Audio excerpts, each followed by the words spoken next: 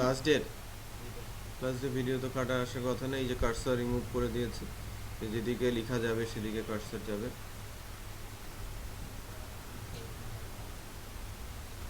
আচ্ছা,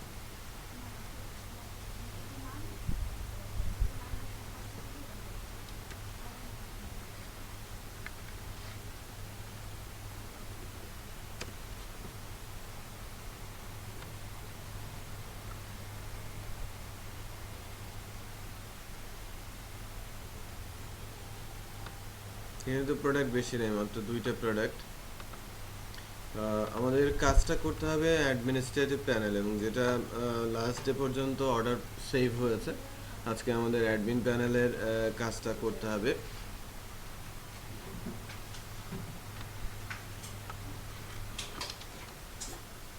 এটার user ID কি ছিল? না না না না, টপু নাই। example@gmail.com না, দেখে নি, এরা সবাই কনফিউজ।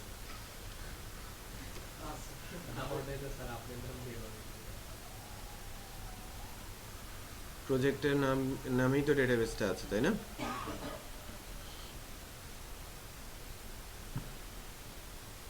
আজকেও ইভিনিং এর ওরা আসবে না, একটু দেখবেন খেয়াল করে। ধরেই নেবে যে আজকে ক্লাস নাই, ফ্রিল্যান্সিং এর ওরা 5 জন। না, জানানোর দরকার নেই। হ্যাঁ,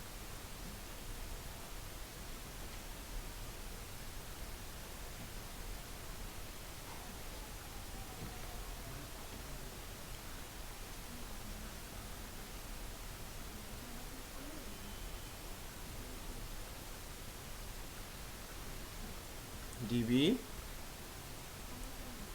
কই, ডিবি কমার্স বেস 13 টিভিএল অ্যাডমিন।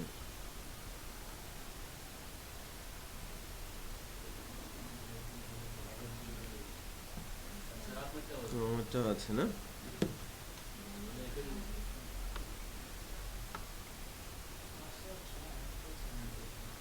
হুম, 1 থেকে 6।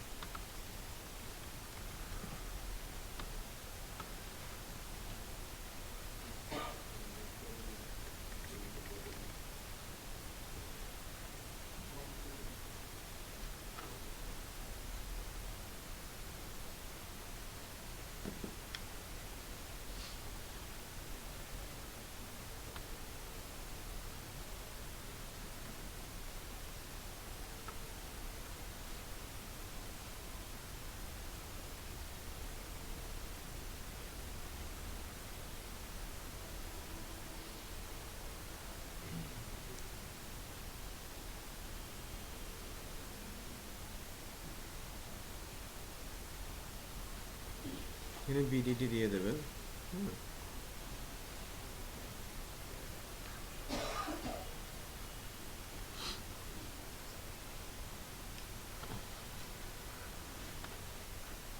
আচ্ছা, এখানে যে বিষয়টা আপনি কি কি করেছেন, ভিউ ইনভয়েস হয়েছে।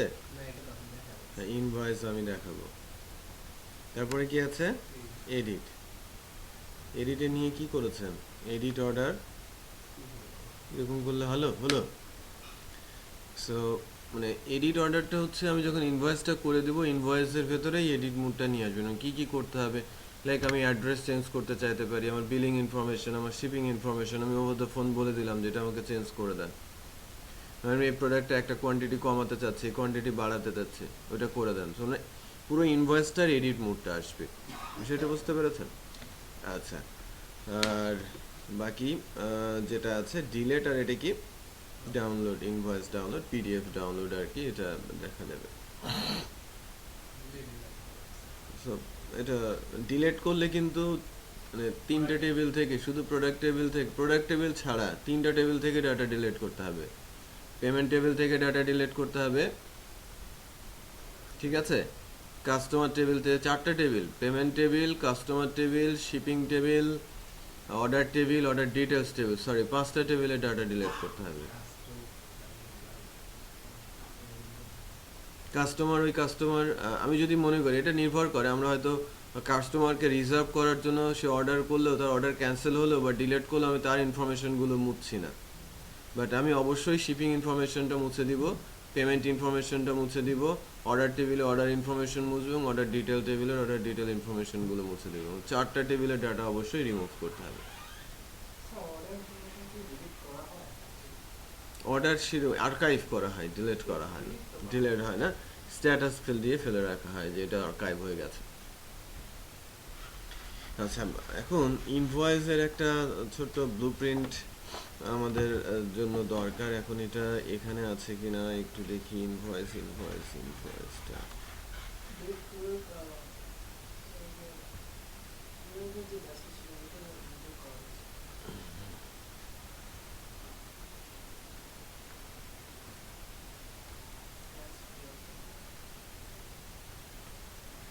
ব্যাস 12।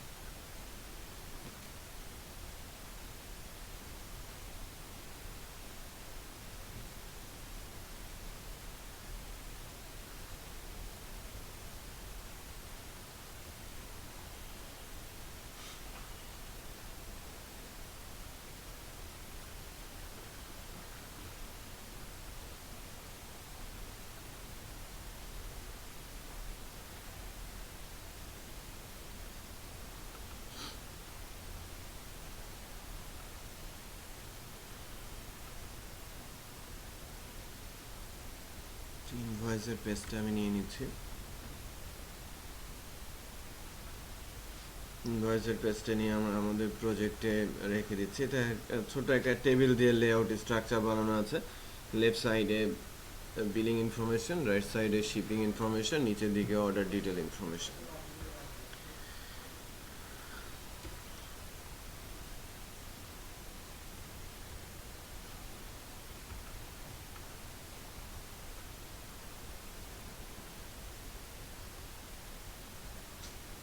Application, views, admin panel, invoice. আগে ডাটাগুলো রিমুভ করে দেয়, না হলে আপনাদের বুঝতে সমস্যা হবে। আগে ডাটাগুলো বলতে যে like invoice 2,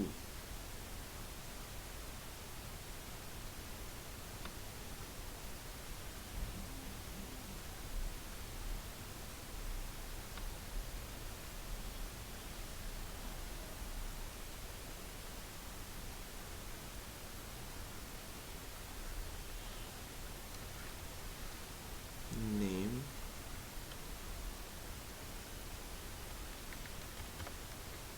address,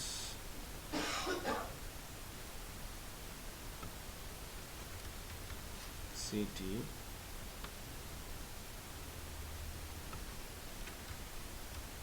zip code,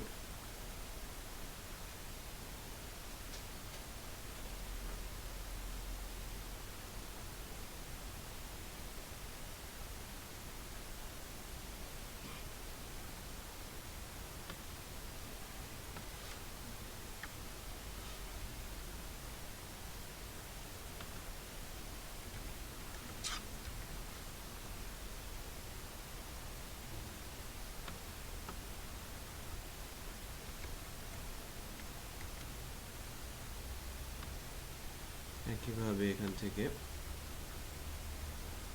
shipping name,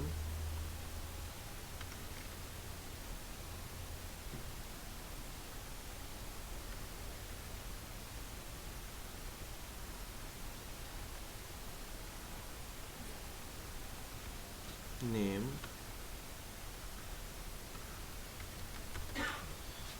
ওই পেজটা সরাসরি দিচ্ছি না যাতে আমরা কোডটা ভালো মতো বুঝতে পারি। সিটি,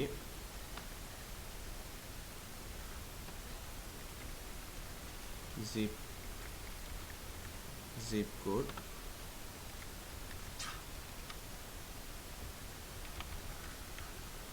এটা গেল। এরপরে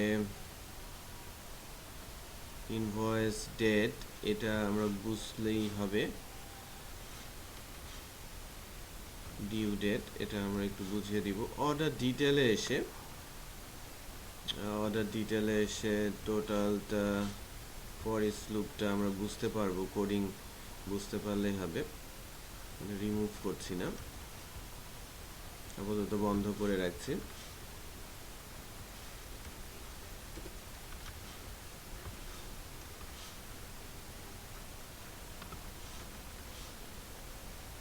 এই তো শেষ। হ্যাঁ, সাব টোটালটা, ভ্যাট টোটালটা, গ্র্যান্ড টোটালটা এখানে দেওয়া হচ্ছে, জি টোটাল, ভ্যানিশ। সো আমাদের যে ইনভয়েস পেজটা আমরা চাচ্ছি, যে এখানে যেরকম এই বাটনটার উপরে প্রেস করলে আমি বলছি ভিউ ইনভয়েস হবে, এবার ইনভয়েসটা দেখা যাবে।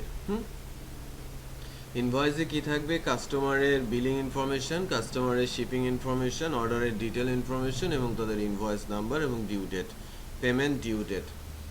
তো ভিউ ইনভয়েস যেটা ম্যানেজ অর্ডার পেজটাতে যাব আমি, application, views, admin panel, manage order. Manage অর্ডারের ফার্স্ট যে ফাংশনটা বা ফার্স্ট যে আইকনটা, তার উপরে ক্লিক করলে আমাদের কি হবে? প্রথম আইকনটাই তো না, এই যে জুম ইন, রাইট? এটাই তো পাবলিশ ক্যাটাগরি প্রোডাক্ট। হ্যাঁ, এই যে ভিউ ইনভয়েস। তাহলে এই সুপার অ্যাডমিনের ফাংশনটা আমার কি হবে?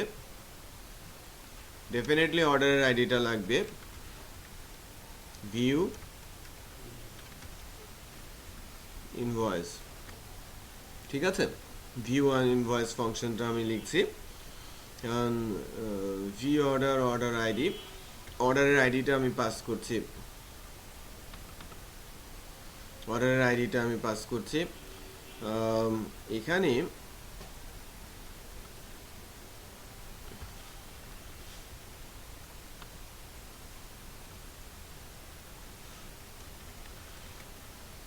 আমি যখন এই পেজটাকে লোড করে দিব, সিম্পলি আমি যখন ইনভয়েস ভিউ ইনভয়েস ফাংশনটা কল করছি, আমার যে কন্ট্রোলারটা আছে সুপার অ্যাডমিন, আমার ফাংশনটা কি?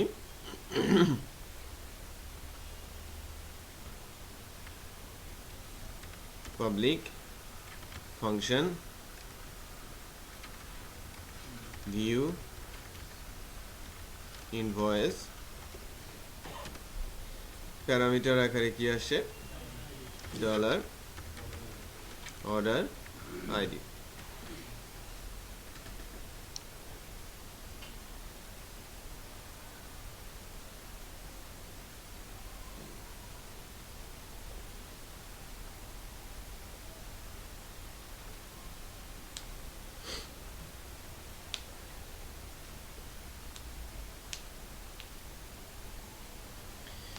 এখন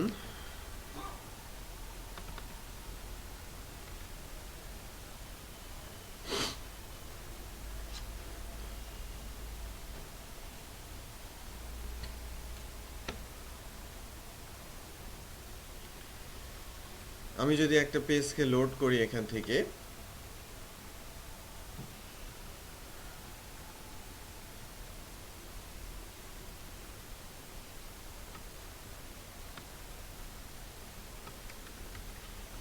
সিম্পলি জাস্ট ইনভয়েস পেজটাকে এখান থেকে লোড করে দিতে চাচ্ছি, তাই না?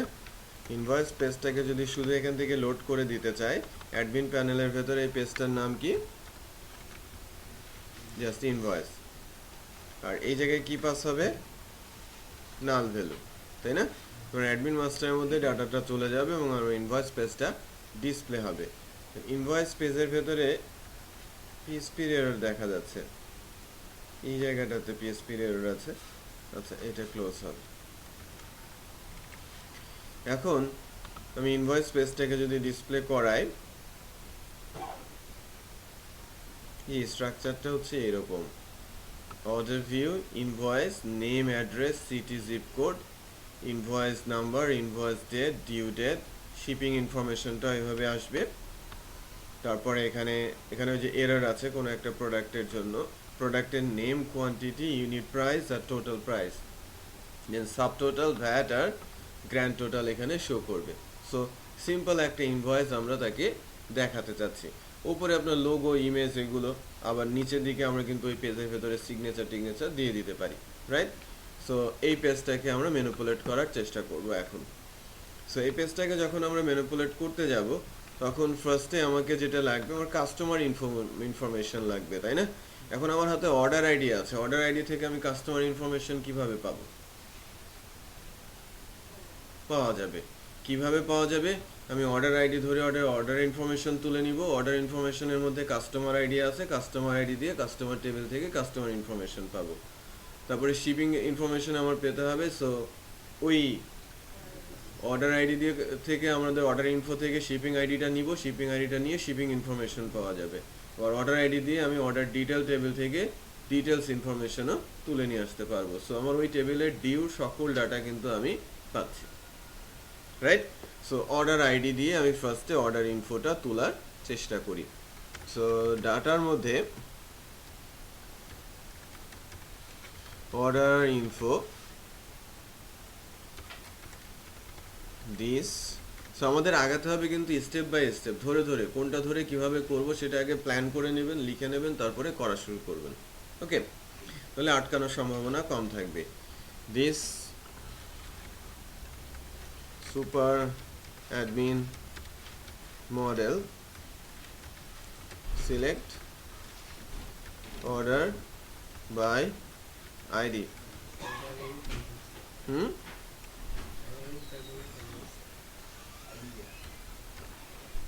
Order ID.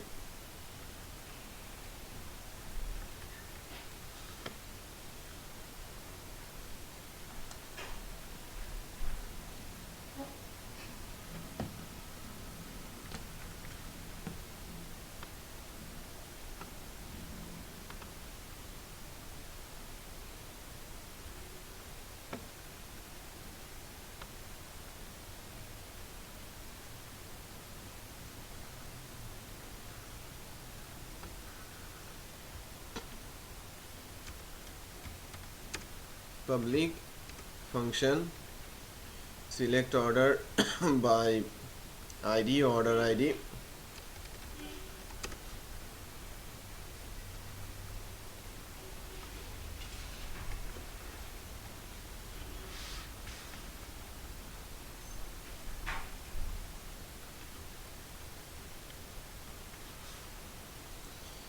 trivial order,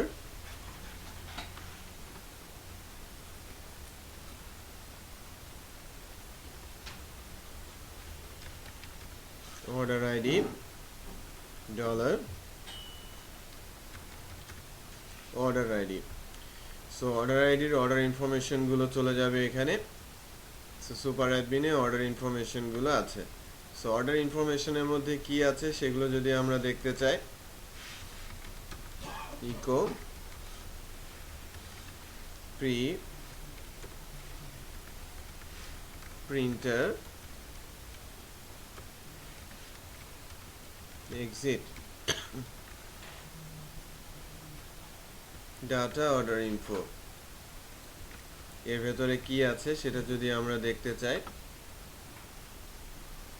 so আমি আইডিতে যাচ্ছি, অর্ডারের আইডি আছে, কাস্টমার আইডি আছে, শিপিং আইডি আছে, পেমেন্ট আইডি আছে, অর্ডার টোটাল আছে, অর্ডার স্ট্যাটাস আছে, অর্ডার ডেট টাইম আছে। সো এই অর্ডার ইনফো থেকে টিডি ক্লাস অবজেক্ট থেকে আমরা যদি কাস্টমার আইডি এবং শিপিং আইডি বের করে নিতে চাই, কাস্টমার আইডি কোথা থেকে পাবো? Data order info object customer ID, আর এটা হচ্ছে আমার শিপিং আইডি।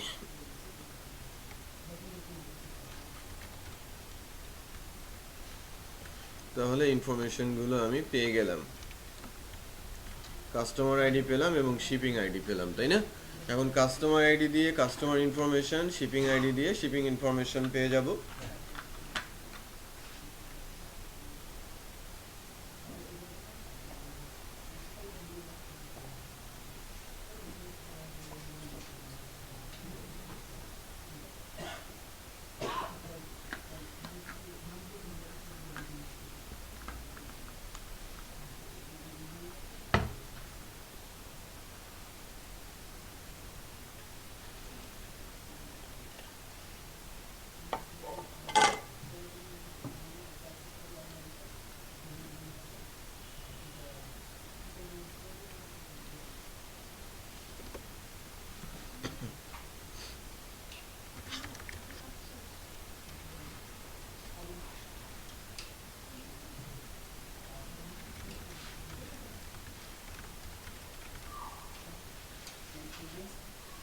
রেস্টে আছে প্রবলেম, কি প্রবলেম?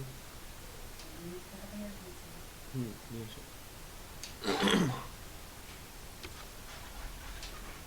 দেখেন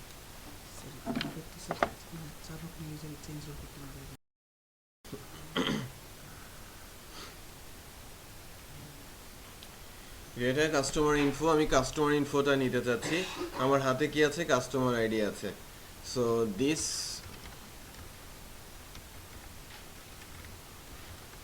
সুপার অ্যাডমিন মডেল,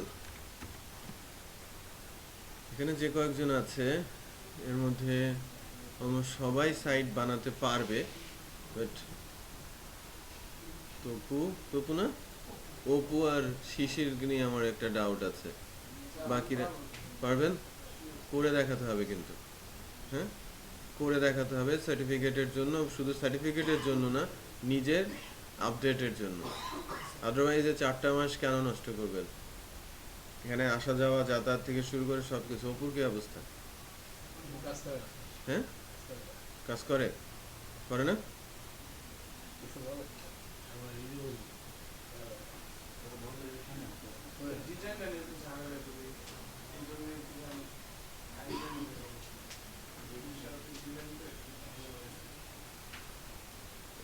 আমাকে একটু খোলামেলা বলেন যে কেন কাজ করতে ইচ্ছে করে না, দেখ একটা রিজন আমাকে বলেন।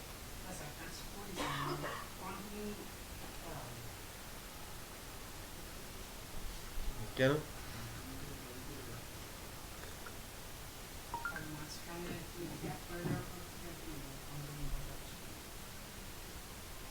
সবকিছুই তো আছে বাসায়, ল্যাপটপও তো দেখছি পার্সোনাল।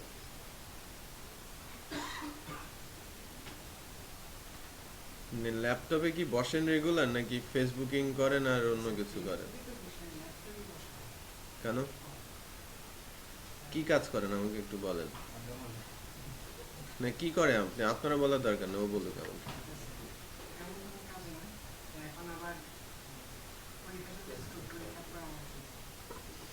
তাহলে তো হলো না। হ্যাঁ, পরীক্ষার পরে শুরু করবেন কেন? পরীক্ষার মধ্যে কি আপনি সারাক্ষণ পড়ছেন? তাহলে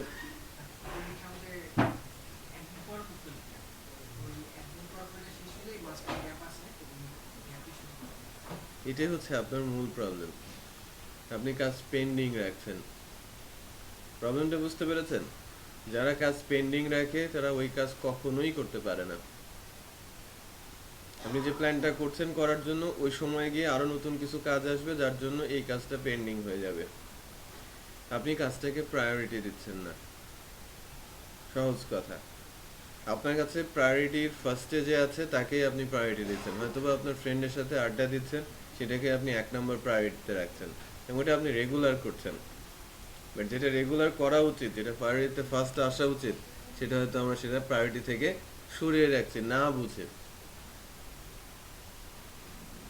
এটা অ্যাকচুয়ালি বয়সের ভুল, তাই না? এটা মূলত বয়সেরই ভুল। এই সময় কাকে প্রায়োরিটি দিতে হবে, কোন কাজটা আগে করতে হবে, কোন কাজটা পরে করতে হবে, সেটা বুঝে ওঠা যায় না। যে বুঝে ওঠে সে ভালো করে, আর যে বুঝে ওঠে না সে তলিয়ে যায়, হারিয়ে যায়। বুঝতে পেরেছেন? তো আমাদের সাথে দুইজন ছিল, ওদের সিএসসি শেষ হয় নাই আর কি, অনার্সও শেষ করতে পারে নাই। এটা একজনের একটা সফটওয়্যার কোম্পানি আছে, নিজেই চালাচ্ছে, অবস্থা খুবই ভালো। আরেকজন পুরোদস্ত ফটোগ্রাফার হয়ে গেছে, ওনার প্ল্যানই ছিল ফটোগ্রাফার হওয়া। সিএসসিতে পড়ার কারণ ছিল কি কিছু নলেজ গ্যাদার করা এই সম্পর্কে। যখন তার নলেজটা পেয়ে গেছে, সে পড়াশোনাও করে নাই, বাট সে প্রায়োরিটি দিয়েছে কাকে? তার কাজকে। পড়াশোনাতে দুর্বলতা এটা আলাদা জিনিস, বাট ক্যারিয়ার ওটা টোটালি আলাদা জিনিস। সে যে পড়ে নাই তার কিন্তু প্রয়োজনও পড়ে নাই, সে একজন কোম্পানির ওনার এবং বড় বড় ডেভেলপারকে সে চালাচ্ছে এবং মান্থলি স্যালারিও দিচ্ছে। সে প্রায়োরিটি দিয়েছে কাকে? কাজকে। কাজ শিখেছে, এর জন্য অন্য কোনো কিছু লাগে না, আগ্রহ লাগে। প্রায়োরিটি দিতে হয়, ওই যে প্রায়োরিটি বেসিস যাওয়া। বিএসসি যারা পড়ে তাদের ফার্স্টের দিকে প্রায়োরিটি সবার শুরুতে থাকে কি? পড়াশোনাই তো, তাই না? পড়াশোনা শেষ করতে হবে, পড়াশোনা শেষ করতে হবে। এখানে গ্র্যাজুয়েট স্টুডেন্টরা যে প্রবলেমটা ফেস করে বের হয়ে, তারা অ্যাকচুয়ালি টেকনিক্যাল নলেজ একদম শূন্যর কোঠায় থাকে, প্রফেশনাল লেভেলে আসার মতো কোনোভাবেই ক্যাপেবল থাকে না। বাট যারা থার্ড ইয়ার ফোর্থ ইয়ারের আগেই কিছুটা চোখ কান খোলা রেখে কিছু কিছু জায়গাতে ইনভলভ হয়, কিছু প্র্যাকটিক্যাল ওরিয়েন্টেড কাজ করে, তারাই কিন্তু আগে কাজ করার সুযোগ পায়। গ্র্যাজুয়েটরা কখনো বসে থাকে না, হয়তোবা তাদের 2 মাস 6 মাস লেট হয়, কখনো কখনো তার ক্যালিবারের চাইতে লোয়ার গ্রেডেড কোনো স্ট্রাকচারে থেকে শুরু করতে হয়, বাট আলটিমেটলি সে একটা সময় গিয়ে সাকসেসফুল হয়। বাট তার পাথটা আরও স্মুথ হতে পারতো সে যদি নিজেকে প্রায়োরিটি দিত, কাজটাকে প্রায়োরিটি দিত। ফার্স্ট 2 ইয়ার্স পড়াশোনাকে প্রায়োরিটি দেন, পরের 2 বছর আপনি আপনার ক্যারিয়ারের পেছনে লাগেন। যত বেশি ক্রেডিট আপনি প্রথম 2 বছরে শেষ করেন, লাস্টের দিকে যেন এরকম হয় আপনি লাস্ট ইয়ারে গিয়ে যেন জবই করতে পারেন, তাহলে আপনার ক্যারিয়ার পাথটা স্মুথ হবে, আদারওয়াইজ নট। সো যে যাই করুক, কাজ ছাড়া যদি অন্য কোনো কিছু করেন পস্তাতে হবে, অনেক বেশি আপনাকে মূল্য দিতে হবে। হয়তো বা এখন বোঝা যাচ্ছে না, আবারও বলছি, বয়সেরই দোষ, কথাগুলো এখন বোঝা যায় না, বাট পরে যখন বুঝে ফেলেন তখন আর পেছনে ফেরার সুযোগ থাকে না, কোনো রাস্তাই খোলা থাকে না, বন্ধ হয়ে যায়। অনেকে অনেক ধরনের ভুল করে বসে। একটা ছোট্ট এক্সাম্পল দেই, আমাদের university, United international university first batch, আমরা তো সেকেন্ড এবং ফার্স্ট ব্যাচ দুইটাই বলতে পারি, আমরা ফার্স্ট ব্যাচের সাথেও আছি, আমরা সেকেন্ড ব্যাচই আর কি। তো ফার্স্ট ব্যাচ স্টুডেন্ট ছিল খুবই কম, 29 জন।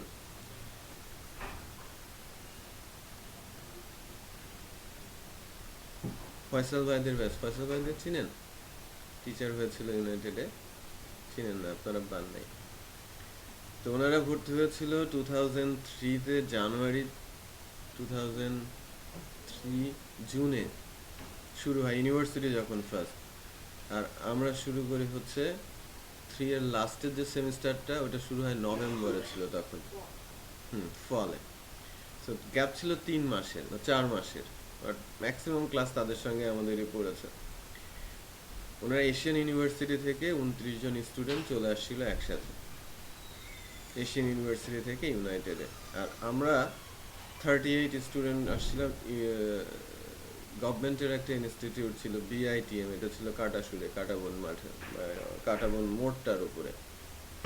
সো ওখান থেকে আসছিলাম। সো ওই মিলে টোটাল আর কিছু স্টুডেন্ট ভর্তি হয়েছিল, এই নিয়ে 76 জন স্টুডেন্ট ছিল সিএসসি ডিপার্টমেন্টে।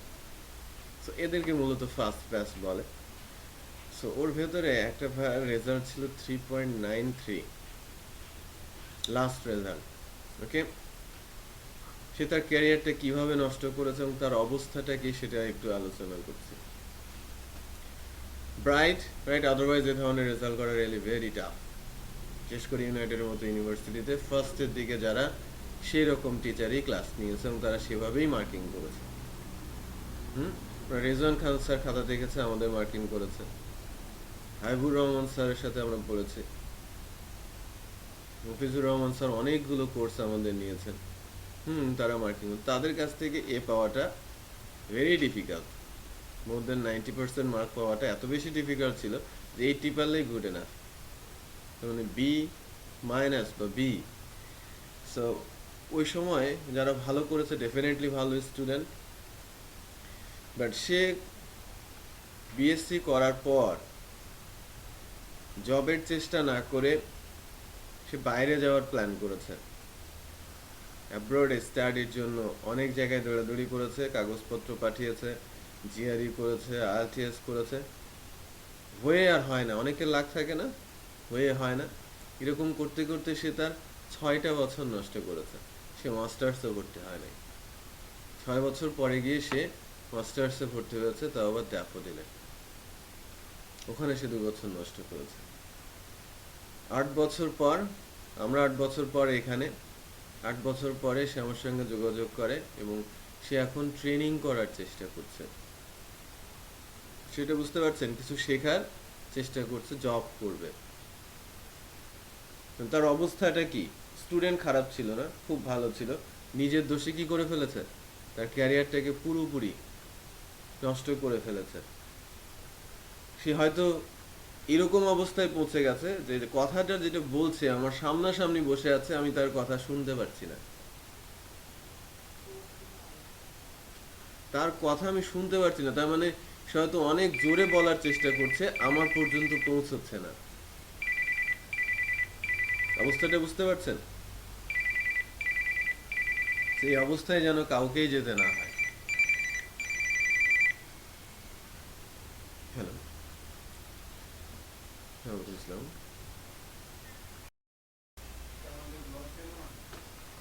লসের কিছু নেই।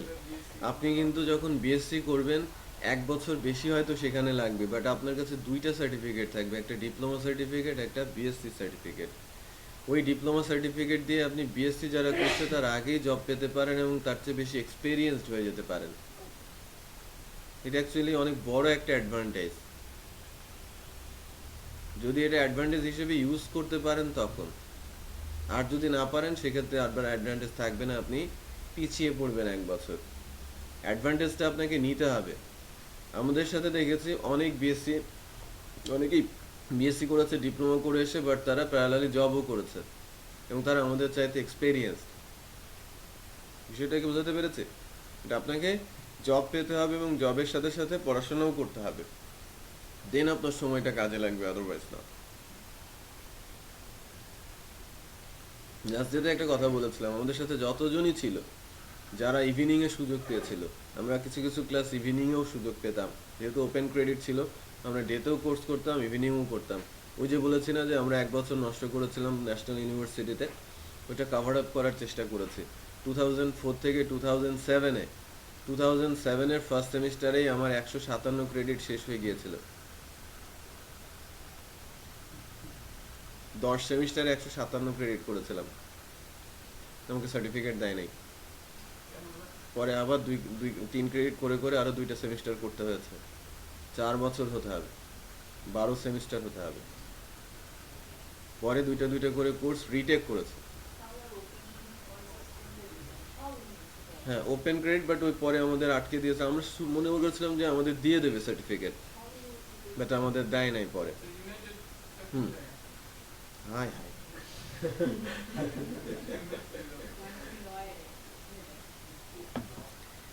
এখন ঘটনা হচ্ছে যে ওই সময় আমরা দেখেছি যে ওরা সারাদিন জব করে তারপরে ইভিনিং শিফটে এসে ক্লাস করেছে। আমাদের ওই সময় ইভিনিং শিফট ছিল, ইভিনিং শিফট হয়তো 10 থেকে তুলে দিয়েছে, 10 বা 12 থেকে তুলে দিয়েছে ইউনাইটেডে। বুঝতে পেরেছেন? তো আপনাদেরও একটু চেষ্টা করেন, স্কিলড হন এবং জব করার চেষ্টা করেন। বিএসসির আপনার ডিপ্লোমা হোল্ডারদের ভালো একটা মার্কেট আছে, হ্যাঁ, এবং ডিপ্লোমা হোল্ডারদের জবও আছে। এটা ধরতে হবে, করতে হবে, চেষ্টা করতে হবে জবের। শুধু বসে থেকে ওই ফেসবুক পোস্ট আর বিডি জবসে পোস্ট দিলে জব আসবে না হাতে। খুঁজতে হবে, সোর্সের কাছে যেতে হবে। জব সোর্স আপনার কাছে আসবে না, জব সোর্সকে খুঁজে বের করতে হবে। জব কিভাবে খুঁজে বের করতে হয় সেটা বরিশাল, নোয়াখালী, কুমিল্লা এসব লোকজন খুব ভালো জানে। ওদের প্রসেসটা একটু বলে রাখি। ওরা যখন সেখান থেকে ঢাকায় আসে, একটা ডায়েরি সাথে নিয়ে ঢাকায় আসে, এবং ডায়েরির মধ্যে তার রিলেটিভস, তার রিলেটিভসের রিলেটিভস, তার কলিগসের কলিগস, মানে যত কন্ট্যাক্ট আছে সব নিয়ে, এবং তারা আসার সাথে সাথে যে কাজগুলো করে সবার সাথে একযোগে যোগাযোগ শুরু করে জবের জন্য। একটা না একটা তো লেগে যাবেই। আমি যদি 100 জনের সঙ্গে যোগাযোগ করি, 2 মাসের মধ্যে আমার হাতে জব আসবে, যেমনই হোক জবটা। শুরু করাটাই আসল কথা। আমি আগে ঢাকায় সার্ভাইভ করি। নেটওয়ার্ক নিজেদের তৈরি করতে হবে, আপনার ব্যবস্থা করে নিতে হবে। তারা কিভাবে করছে সেটা বুঝতে পারছেন না? রাজশাহী থেকে যারা আসে তাদেরও দেখেছি আমি, তারা ডায়েরি মেনটেন করছে। তো যখন আসছে, তারপর ডায়েরি ধরে ধরে তারা দৌড়াদৌড়ি করছে ফিজিক্যালি, এরকম বসে বসে অনলাইনে না। তারা জব ঠিকই 2 মাস 4 মাস পরে পেয়ে যাচ্ছে। আর আমরা যারা ঢাকায় আছি তারা জবের পেছনে অন্য হয়ে ঘুরছি। হুম।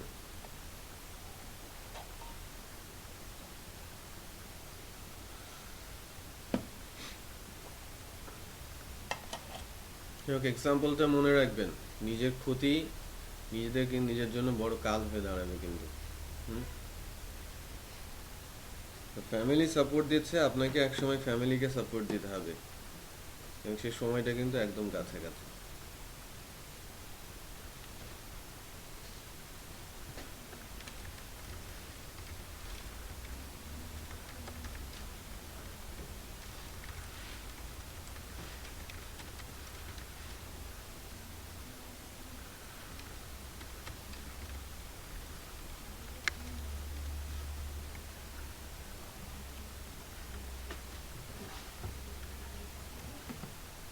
ঢাকায় থাকার সুবিধাটা কাজে লাগান। ঢাকায় তো সব কিছুই আপনি চিনেন। আর যারা ঢাকার বাইরে থেকে আসে তারা তো কিছুই চেনে না। ঢাকার এনভায়রনমেন্ট জানেন, ঢাকার পানির সাথে আপনারা পরিচিত। যারা ঢাকায় নতুন আসে একবার জন্ডিস হয়, 2 মাস আবার বাড়ি গিয়ে থাকতে হয়। হুম। তাহলে বোঝেন তারা কি কষ্ট করে আর আপনারা কি করেন।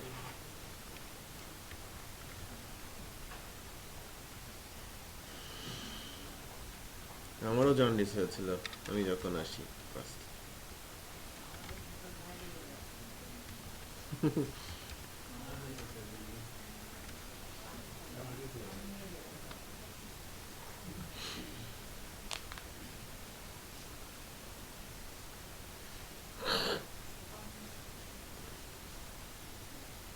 হুম। যারা ঢাকার বাইরে গেলে পানি কিনে খায়, মাম পানি,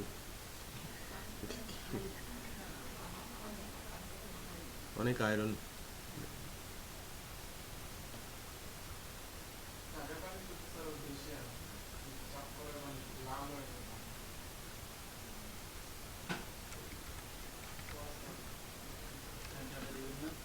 হুম।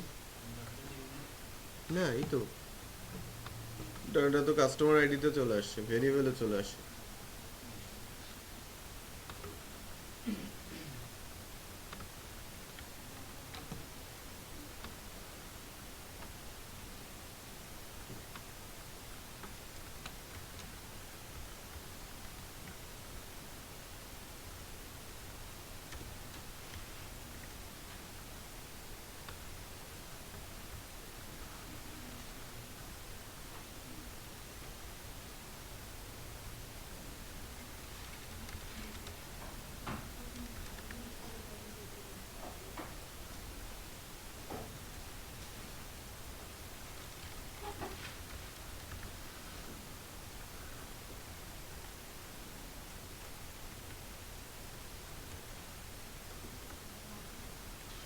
তাহলে কাস্টমার ইনফোটা আমি রেজাল্টের মধ্যে পেয়ে গেলাম। Customer info shipping super admin থেকে কাস্টমার ইনফোটা আমার চলে আসলো।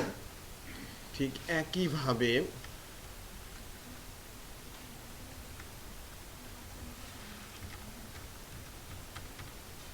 শিপিং ইনফোটা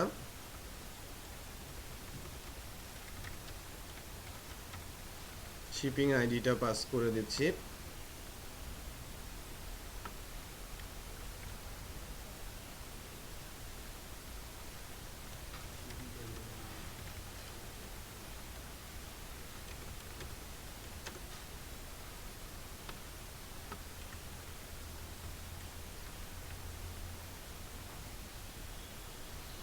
ট্রিভিয়াল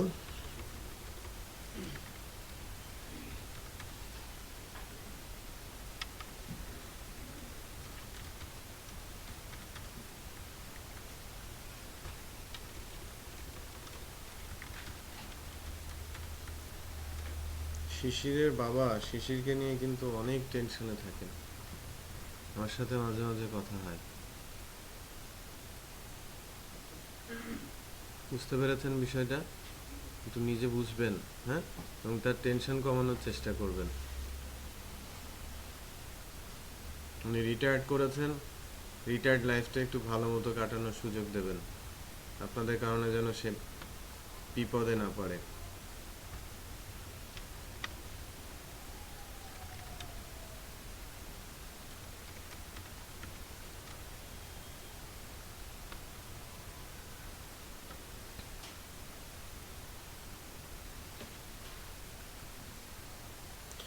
আচ্ছা, আমার কাছে কাস্টমার ইনফো আছে, আমার কাছে শিপিং ইনফো আছে, ওকে। সো দেন আমি যদি এখন ইনভয়েসের মধ্যে ডাটা পাস করি, ওকে না, আমি ইনভয়েসের মধ্যে আমি ডাটা পাস করেছি, আমার কাছে কাস্টমার ইনফো আছে, আমার কাছে শিপিং ইনফো আছে। সো ইনভয়েসের মধ্যে আমি যাচ্ছি, ইনভয়েসের কিছু কোড আমি ডিসেবল করে রেখেছিলাম, রিমুভ করে দিয়েছিলাম। এই যে ইনভয়েস 2, এখানে নেম বসবে, নেম মানে echo dollar customer info customer name. এখন সেটা কি কাস্টমার নেম হিসেবে আছে নাকি ফার্স্ট নেম লাস্ট নেম আকারে আছে সেটা আমাকে দেখতে হবে। কাস্টমার টেবিলে ডাটাটা কিভাবে আছে? কাস্টমার নেম হিসেবে আছে।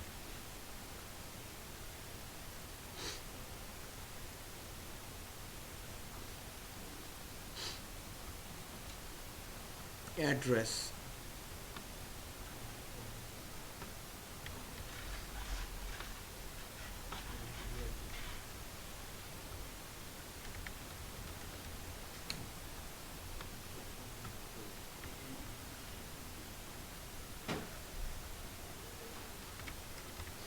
সিটি,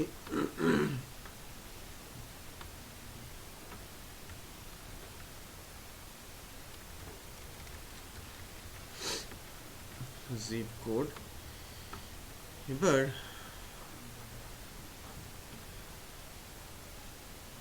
আমাদের প্রজেক্টে কি কান্ট্রি জেএস নামে একটা জেএস অ্যাড করা হয়েছিল না, মনে আছে? এটা তো ফ্রন্ট এন্ডে অ্যাড করা হয়েছিল, অ্যাডমিন প্যানেলে কি অ্যাড করা হয়েছে? অ্যাডমিন প্যানেলে অ্যাড করা হয় নাই। সো ফ্রন্ট এন্ডে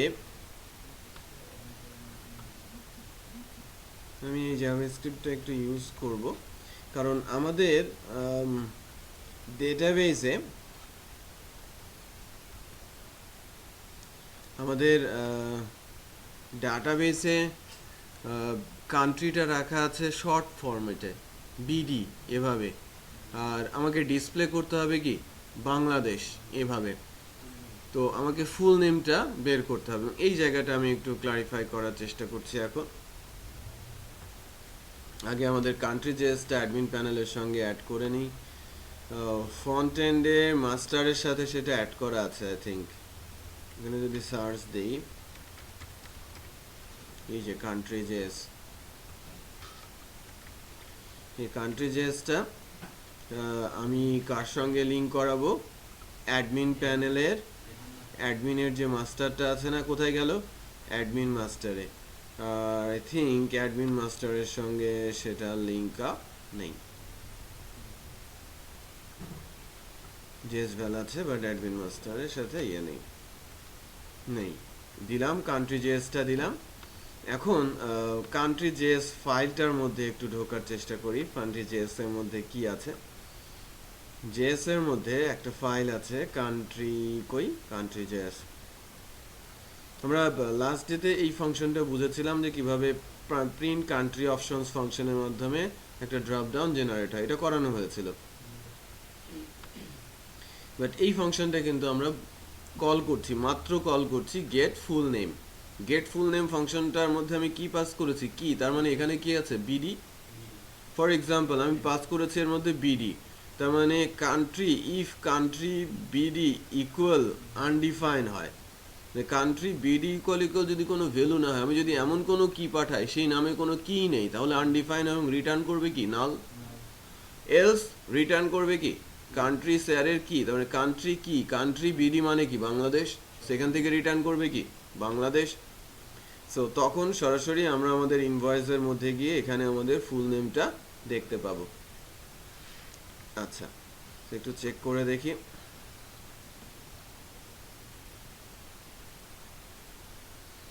ইনভয়েস টু শাফানা আলম, ঢাকা, ঢাকা 1209 বাংলাদেশ, ঠিক আছে, এটা কিন্তু চলে আসে।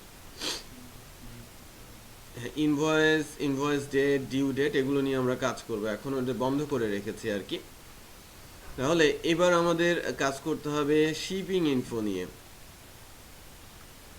তাই না? শিপিং ইনফো নিয়ে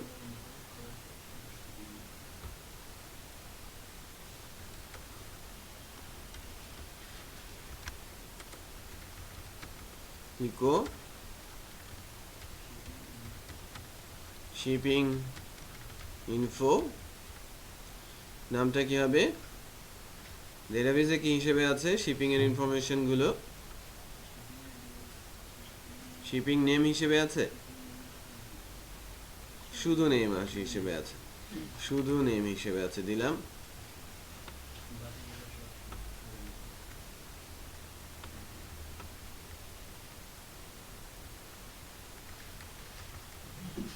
অ্যাড্রেস,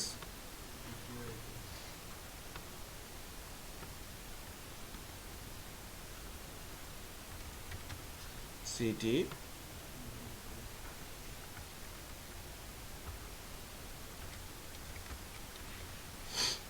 জিপ কোড, আর জাভাস্ক্রিপ্টের মাধ্যমে এই কাজটুকু, ওই যে কান্ট্রি ফুল নেমের যে কাজটা। তাহলে আমি আমার ইনভয়েসের মধ্যে শিপিং ইনফরমেশনটাও পেয়ে যাব। তানিয়া আলম, ঢাকা, ঢাকা 1205, কান্ট্রিটা নেই কেন? আচ্ছা ইকোটা কই, ও আচ্ছা ইকোটা কমেন্টস করা, থ্যাংক ইউ, এটাও আসছে রাইট, শিপ টু ইনফরমেশন চলে আসছে। সো আমি ship to, invoice to, shipping to আমি পাচ্ছি, এবং আমার কাছে অর্ডার ইনফো আছে, ডেটাবেস থেকে অর্ডার ডাটা তোলা আছে না, আমরা কিন্তু ডেটাবেস থেকে অর্ডারের ইনফরমেশন তুলেছি, একটু খেয়াল করেন সুপার অ্যাডমিনে শুরুতেই, ওই ফাংশনের শুরুতেই আমরা অর্ডারের ইনফরমেশন তুলেছি, যে অর্ডার আইডি দিয়ে অর্ডারের ইনফরমেশন তুলেছি। যখন আমি অর্ডারের ইনফরমেশন তুলেছি ওখানে আমার কি আছে, অর্ডার ডেট আছে, আছে না, অর্ডার ডেট আছে, আবার অর্ডারের ডিউ ডেট, ইনভয়েস নাম্বার, এগুলো আমরা জেনারেট করতে পারি। সো ইনভয়েস নাম্বারটা কিভাবে জেনারেট করব, সেটা কিভাবে করেছি সেটা একটু দেখাই। ইনভয়েসের মধ্যে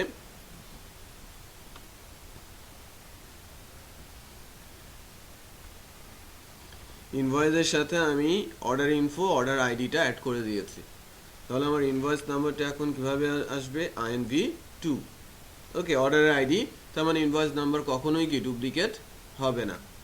নাইস, এবার আসি অর্ডারের ইনভয়েস ডেট নিয়ে। ডেটটার জন্য আমরা ডেট ফাংশন ইউজ করেছি, একটু খেয়াল করেন। আমি যেটা করছি যে ডেট ফাংশন ইউজ করে আমি ডে, মান্থ, ইয়ার নিচ্ছি। আমার অর্ডার ডেট টাইমের মধ্যে কি আছে, অর্ডার ডেটও আছে এবং টাইমও আছে, ডেটাবেসে কিন্তু অর্ডার ডেট এবং টাইম দুইটাই আছে, একটু খেয়াল করেন। হ্যাঁ, আমি অর্ডার টেবিলে যদি যাই, এই যেখানে কি আছে, ডেট আছে এবং টাইম আছে, 3/1/2016, সাথে 16টা 18, মানে 4টা 18 15 সেকেন্ড, মানে টাইমও আছে। সো এটাকে আমরা কি করছি, এটাকে আমরা যেটা করছি সেটা হচ্ছে এরকম, ডেট ফাংশনের মধ্যে আমি চাচ্ছি প্রথমে ডে আসবে, তারপরে মান্থ আসবে, তারপরে ইয়ার আসবে, ইয়ারটা ক্যাপিটালে আসবে, তারপরে string two string to time এটা ডেটের রিলেটেড একটা অত্যন্ত পাওয়ারফুল বিল্ট ইন ফাংশন। এর ভেতরে যদি ওই ডেট টাইমটা দিয়ে দেন তাহলে এই ফরম্যাটটা আমাকে সে রিটার্ন করে দেবে। তাহলে আমরা ডেটটা এখান থেকে পেয়ে যাব। অর্ডার ডেট টাইমটা পাচ্ছে না, আমরা ডেটাবেজে এটাকে কি নামে রেখেছি, অর্ডার ডেট, টাইমটা নেই, অর্ডার ডেট।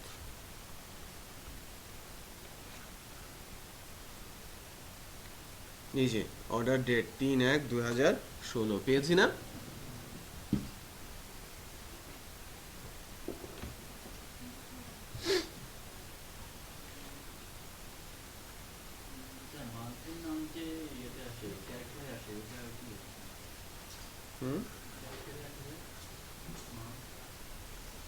মান্থের নাম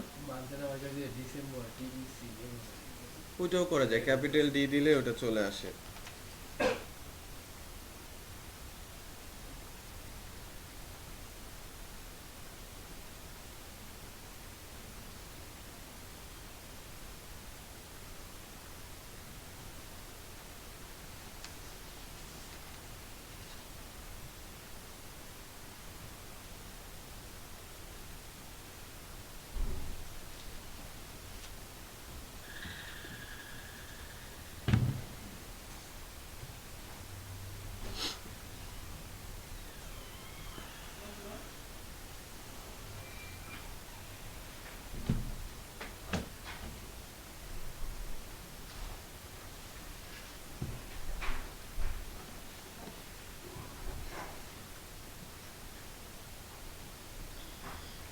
আচ্ছা, এবার ডিউ ডেটটা কি করা হয়েছে, ডিউ ডেটটা একটু খেয়াল করেন। ডিউ ডেটটা যেটা করা হয়েছে, স্ট্রিং টু টাইম করে তার সাথে 7 দিন যোগ করে দেওয়া হয়েছে। আমি যা করছি যে আমার অর্ডার ডেটের সাথে সে 7 দিন যোগ করে দেবে। আমি দেখাবো কি ডে মান্থ ইয়ারে, ওকে ডে মান্থ ইয়ার দেখিয়ে আমি তার সাথে 7 দিন যোগ করে দিব। তো ইনভয়েসের ডিউ ডেটটা কিভাবে আসছে, 10/1/2016। এখন এই ফরম্যাটটাই যে এম, আমি যদি এম ক্যাপিটাল লিখি তাহলে কি আসে দেখেন,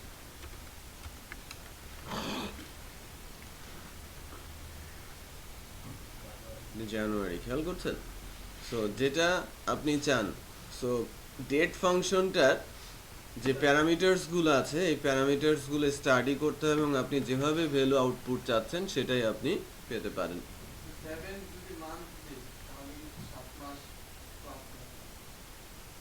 এটা দেখতে হবে, এটা ম্যানুয়াল দেখতে হবে, ম্যানুয়াল দেখে মান কিভাবে অ্যাড করতে হয় সে ফরম্যাটটা আমাদের কাজ করতে হবে। এভাবেই যে কাজ করবে সেটা কিন্তু ম্যান্ডেটরি না। হ্যাঁ, ডে অ্যাড করতে হলে ডে দিতে হবে।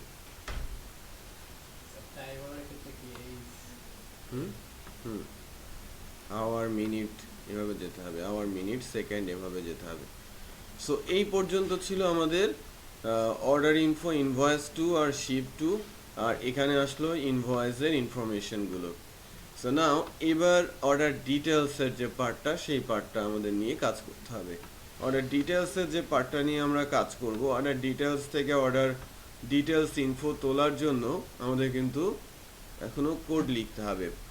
সো এখান থেকে আমাদের হাতে যে অর্ডার আইডিটা আছে, অর্ডার ডিটেলস ইনফোটা পাওয়ার জন্য আমাদের ডেটাবেজে যেতে হবে এবং অর্ডার ডিটেলস টেবিল থেকে রো ক্রিয়েট করে আনতে হবে। $data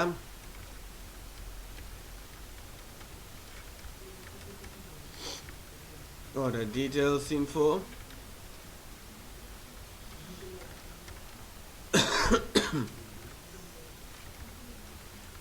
super admin model select order details info dollar order ID.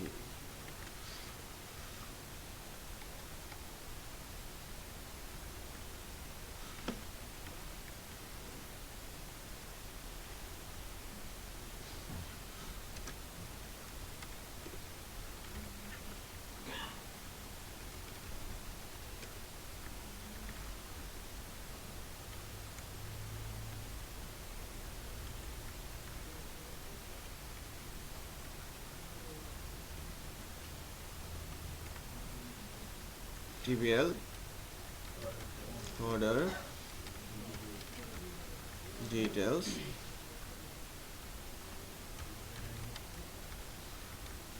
order ID but এখান থেকে রিটার্ন হবে কি এখন রেজাল্ট, তাই না? রিটার্ন করছি কি এখন আমাদের রেজাল্ট। সো রেজাল্টটা রিটার্ন হবে, সুপার অ্যাডমিনে যাবে। নাও আমাদের অর্ডার ডিটেলস ইনফোতে গেলাম, ডাটার মধ্যে অর্ডার ডিটেলস ইনফো আছে। ইনভয়েসে গিয়ে আমি টোটালটাকে 0 করলাম, ফর ইচ লুপে অর্ডার ডিটেলস ইনফোকে ভি অর্ডার ইনফো বলছি। দেন শুরুতে প্রথমে আমাকে কি দিতে বলা হয়েছে, product name, then quantity, unit price আর টোটাল। সো এখানে তো আর সেশনে কোনো কিছু নেই, সব ডেটাবেস থেকে আমরা তুলছি, রাইট? সো ডেটাবেস থেকে তোলার ক্ষেত্রে ভি অর্ডারের মধ্যে, ভি অর্ডার ইনফোর মধ্যে প্রোডাক্ট নেম পেয়েছি, এখান থেকে আমরা প্রোডাক্ট কোয়ান্টিটি দিলাম। হ্যাঁ, ডেটাবেসে সেলস কোয়ান্টিটি আছে। দেন প্রোডাক্ট প্রাইসটা বলছি, আর এবার বলছি total, product sales quantity multiplication by product price, এটাই তো আমাদের টোটাল। সো এই টোটালটা আমরা এখানে অ্যাড দিয়ে দিচ্ছি।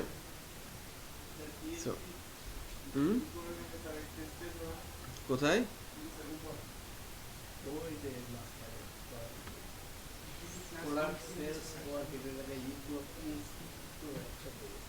আচ্ছা, হ্যাঁ, স্পেশাল সিনট্যাক্স এরর আছে। কোথায় সিনট্যাক্স এরর আছে? আচ্ছা, এই যে লুপের যেটা তুলি নাই, আর লাস্টে এসে আমরা দেখিয়েছি কি টোটাল। টোটালটা বানানোর জন্য total plus sales quantity plus product info product price,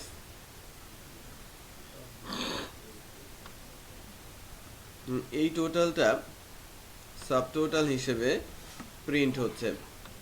আর এই সাবটোটালটার সাথে আমার 15%-এর যদি ভ্যাট ক্যালকুলেট করি, সেই ভ্যাটটা এখানে থাকছে। আর ফাইনালি আমরা গ্র্যান্ড টোটাল হিসেবে টোটালের সাথে ভ্যাটের যোগফল করে সেটাকে আমরা গ্র্যান্ড টোটাল হিসেবে আউটপুটে দেখাচ্ছে। এটা যদি দেখি আমাদের অর্ডারের ইনফো, স্যামসাং ল্যাপটপ 2টা কোয়ান্টিটি ছিল, 4000 টাকা করে হলে টোটাল হচ্ছে 80,000, 40,000 হলে 80,000, আর হলে 80,000, 1,60,000, ভ্যাট হচ্ছে 2400, টোটাল 1,84,000। সো এটা হচ্ছে সিম্পল একটা ইনভয়েস। সো আমি একই ফাংশনের মধ্যে ভিন্ন ভিন্ন জায়গা থেকে ডাটাগুলো তুলে এনে একটা পেজের ভেতরে সুন্দর করে এটাকে ইমপ্লিমেন্ট করে দিচ্ছি, রাইট? সো এটাকে আপনি আরও সুন্দর করে গুছিয়ে করে দেন এটা ইনভয়েস আকারে শো করতে পারেন। বোঝা যাচ্ছে? HTML দিয়ে করা, HTML এর টেবিল ইউজ করা, ওখানে ইনলাইন কিছু CSS লেখা হয়েছে। ওকে, আচ্ছা, এটা তো গেল তাহলে ইনভয়েস, ভিউ ইনভয়েসের কাজ। এখন এডিটের বেলা আমি কি বলবো, এই ফিল্ডগুলো সব এডিট মোডে চলে আসবে। এটা আপনি এডিট করতে দেবেন না, বাট এই কোয়ান্টিটিটা আপনি এডিট করতে দেবেন। হ্যাঁ, কোয়ান্টিটিটা আপনি আপডেট করতে দেবেন, সে অনুযায়ী এখানকার ক্যালকুলেশনটাও হয়ে যাবে। কার্টে যেরকম আমরা আপডেট করতাম কোথায়, সেশনে, এখানে আপডেট হবে কোথায়, ডেটাবেস টেবিলে। কোয়ান্টিটিটা একটা ইনপুট বক্সের মধ্যে দিতে হবে, আপডেট করার অপশন দিতে হবে। ইভেন এখান থেকে রিমুভ করা, এখান থেকে এটা অ্যাকচুয়ালি একটা কার্টই, বাট এখান থেকে প্রোডাক্ট রিমুভ করার সিস্টেমও দিতে। আমাকে বলতে পারে যে ওই প্রোডাক্টটা আমি নিব না, আমি অর্ডার করেছি বাট প্রোডাক্টটা আমি নিব না, তখন আমাকে এডিট করে দিতে হবে না? সো এডিট মোডে এই কাজগুলো এখানে থাকতে হবে, তার মানে এই কাজটুকু আমাদের করতে হবে। এখানে ইনভয়েসে এডিট হবে না, এডিট হবে এখানে ম্যানেজ অর্ডারে। যখন আপনি এডিটে যাবেন তখন, আমি যখন ইনভয়েসে যাব তখন কোনো কিছু করা যাবে না, বাট এডিটে গেলে ওই পার্টটুকু হবে আসবে। বুঝতে পেরেছেন? ডিলেট তো করা হয় না, মূলত আর্কাইভ করা হয়। আর এখন ওই ডাউনলোড পিডিএফ এইটার কাজটা আমরা করব। ওকে, কিছুক্ষণ পরে, সো 10 মিনিটের একটা ব্রেক আছে, তারপরে আমরা ডাউনলোড পিডিএফ এর কাছে।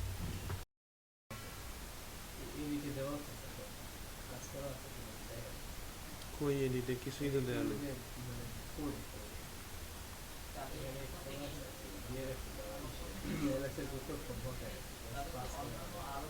কোথায়, কোন এডিটে?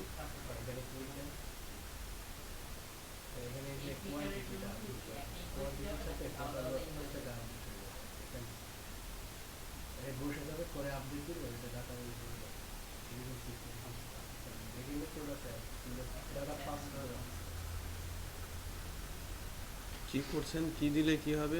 স্যার এখানে টোটাল অর্ডার মানে ওর প্রাইস ছিল 1,84,000। এখানে এখানে কোয়ান্টিটি যখন অন দিব তখন ডেফিনেটলি টোটাল অর্ডার কমে যাবে না স্যার? ওটা ক্যালকুলেট হয়ে কমবে, এবং আমাদের জানতে হবে যে কোন কি ধরনের ক্যালকুলেশন এখানে আসবে।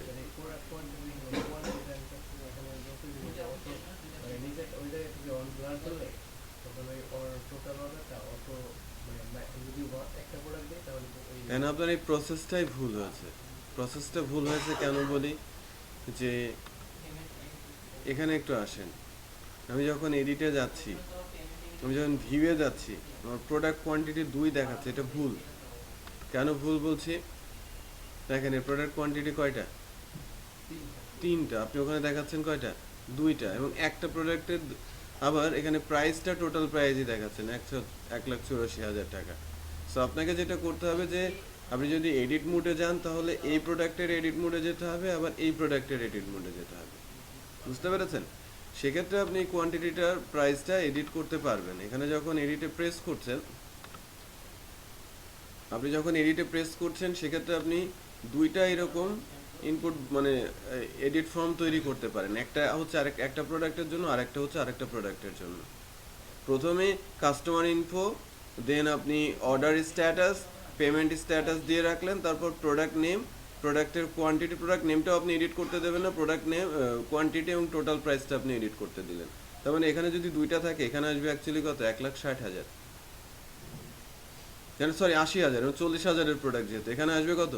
80,000। আপনি যখন এখানে কোয়ান্টিটি সেট চেঞ্জ করবেন, এই কোয়ান্টিটিটা এখানে এসে ইফেক্ট হবে। সেটা বুঝতে পেরেছেন? তেমন আপনার এই প্রসেসটা এখানে ভুল আছে। 2 হচ্ছে আপনি যখন এই কোয়ান্টিটিটা আপডেট করতে যাবেন, আপনাকে এই কোয়ান্টিটিটা পাঠাতে হবে, সাথে সাথে তার আইডিটা পাঠাতে হবে, প্রোডাক্টের আইডিটা আপনাকে পাঠাতে হবে, এবং সাথে সাথে প্রোডাক্টের আইডিটা পাঠালে আপনাকে যেটা করতে হবে, ডেটাবেস থেকে ডাটা রেসপন্স আকারে এখানে ডাটাটা তুলে নিয়ে আসতে হবে, মানে ডেটাবেসে আপডেটও করতে হবে এবং দেন এটাকে তুলেও নিয়ে আসতে হবে। বুঝতে পেরেছেন? হ্যালো হ্যালো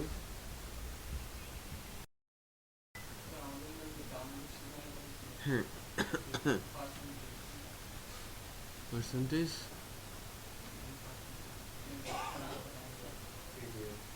পিডিএফ ডাউনলোড দেখানোর কথা ছিল, পিডিএফ ডাউনলোডটা দেখান না। ওই ডাউনলোড শিখবেন না, ওখানে যে কোরি আছে, যে কোরি অ্যাকচুয়ালি নেই এখানে আলোচনায়। আচ্ছা, আপনাকে যেটা বলছিলাম, যে আপনি বুঝতে পেরেছেন যে কি করতে হবে। এখন ঘটনা হচ্ছে আপনাকে 2টা ভ্যালু কিভাবে পাস করতে হবে। আপনি কি করেছেন, কোথায় করেছেন একটু দেখি। এখানকার পেজ, এখানে এটা কি page? Edit order, edit order product by ID,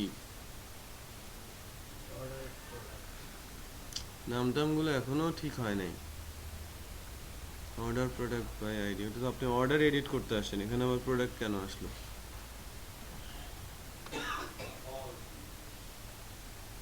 admin প্যানেলে কোনটা? এডিট প্রোডাক্ট, কই এডিট অর্ডার?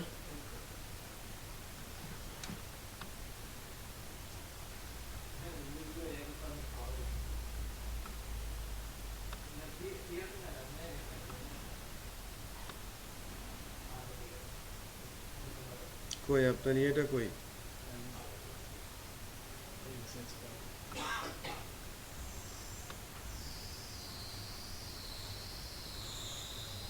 কিন্তু সেলস কোয়ান্টিটি নিয়েছেন, প্রোডাক্টের আইডি কোথায়?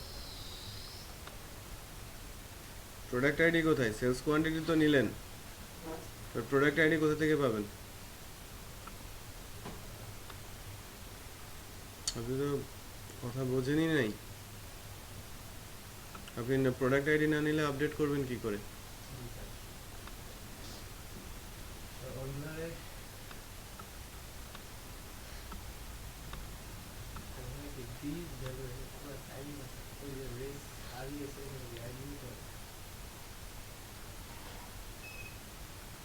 ভালো বোঝেন না, যাই হোক।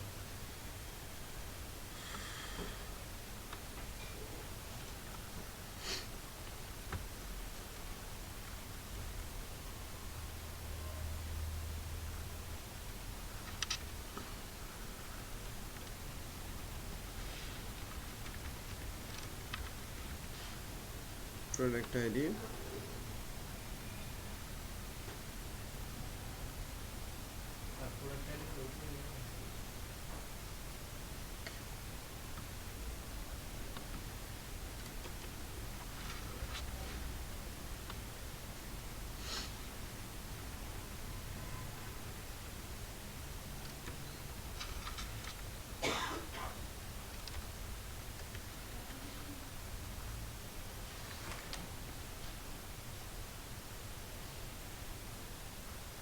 প্রোডাক্ট আইডি নেই কেন?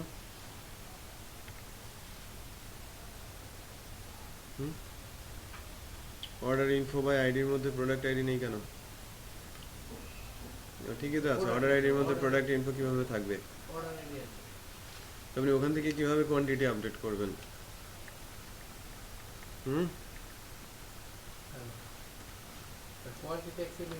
কোয়ান্টিটি কোথায় আছে? অর্ডার ডিটেলস টেবিলে আছে। আপনি কিভাবে করবেন? এখান থেকে আপনার তো প্রোডাক্টের আইডি নেই, কিভাবে আপনি কোয়ান্টিটি আপডেট করবেন? তো আপনাকে অর্ডার ডিটেলসের ইনফরমেশন নিয়ে আপডেট করতে হবে, আপনাকে এই মুডে আপডেট করতে হবে, আমি যেটা দেখাচ্ছিলাম। যখন আপনি এখানে ইনভয়েসে যাবেন তখন এডিট মোডে যেখানে আসবেন এই পোর্শনে, আপনি যখন এখান থেকে কোয়ান্টিটি এডিট করবেন, এখানে কি প্রোডাক্ট আইডি আছে না? এখান থেকে আপনাকে এডিট মোডে যেতে হবে, আদারওয়াইজ এটা করা সম্ভব না। বুঝতে পেরেছেন? আচ্ছা, সো পিডিএফ ক্রিয়েশনের জন্য আমরা এখন দেখি। পিডিএফ এর জন্য অ্যাকচুয়ালি একটা লাইব্রেরি আছে, ডোম পিডিএফ লাইব্রেরি। ডোম পিডিএফ লাইব্রেরিটা ইউজ করতে হবে।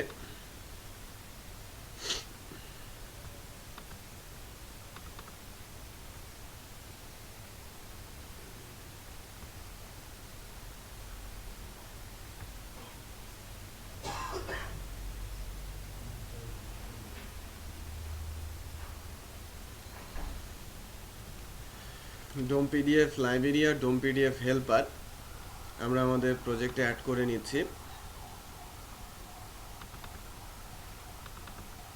পিডিএফ আকারে ডাউনলোড করবো আর কি, আমাদের যে ইনভয়েসটা সেটাকে আমরা পিডিএফ আকারে ডাউনলোড করে নিব। সো এর জন্য ই কমার্স ব্যাচ 13-এ অ্যাপ্লিকেশনের মধ্যে এ পর্যন্ত আমরা ইউজ করেছি কনফিগ, কন্ট্রোলার, মডেল আর ভিউ, বাট এর ভেতরে কিন্তু হেল্পার্স আছে, লাইব্রেরিজ আছে। তার মানে আমি চাইলে যখন থার্ড পার্টি লাইব্রেরি বা থার্ড পার্টি হেল্পার ইউজ করব, সেটা আমরা ইউজ করব কোথায়? অ্যাপ্লিকেশনের লাইব্রেরি হেল্পারের মধ্যে। আর যেগুলো এক্সিস্টিং হেল্পার এবং লাইব্রেরি সেগুলো কোথায় আছে? ফ্রেমওয়ার্কের হেল্পার লাইব্রেরির মধ্যে, সিস্টেমের হেল্পার লাইব্রেরির মধ্যে। ফ্রেমওয়ার্কের দেখেন সিস্টেম বলে একটা জায়গা আছে, সিস্টেমের মধ্যে হেল্পার আছে এবং লাইব্রেরিজ আছে। এটা কার? ফ্রেমওয়ার্কের। ওকে, হ্যালো, হ্যাঁ হ্যাঁ বলো। তুমি পাঠাও, আমি তো বলতে পারতেছি না।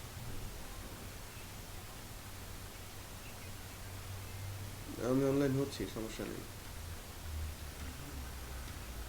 ঠিক আছে, ঠিক আছে, হ্যাঁ, আল্লাহ হাফিজ।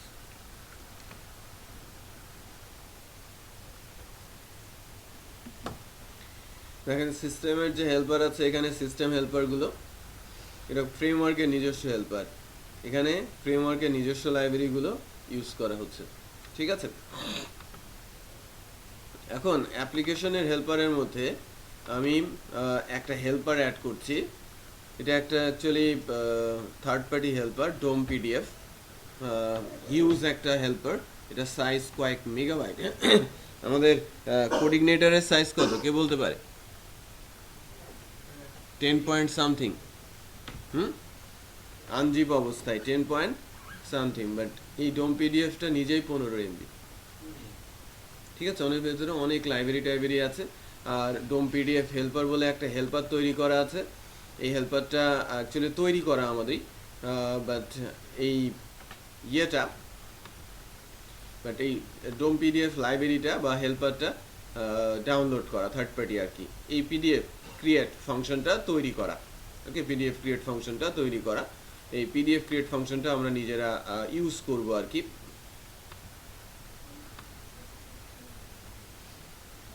ওকে, নাও সো এখন এটাকে আমরা যদি ইউজ করতে চাই, ইউজের ক্ষেত্রে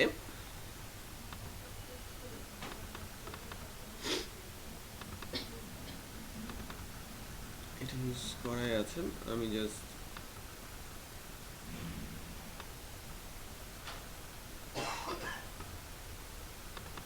অ্যাপ্লিকেশন ইউজ কেন? সমস্যা নাই, আমি ইচ্ছে করে গিয়েছি সুপার অ্যাডমিনে।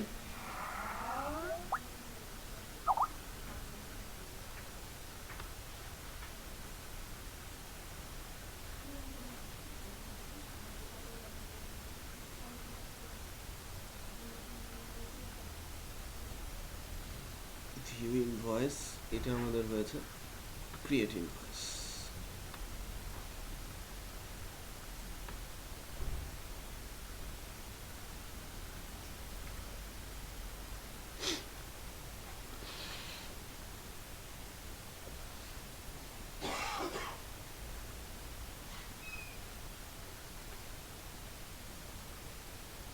আচ্ছা, আমি এই ফাংশনটা ইউজ করব এখন আমাদের প্রজেক্টে, ক্রিয়েট ইনভয়েস।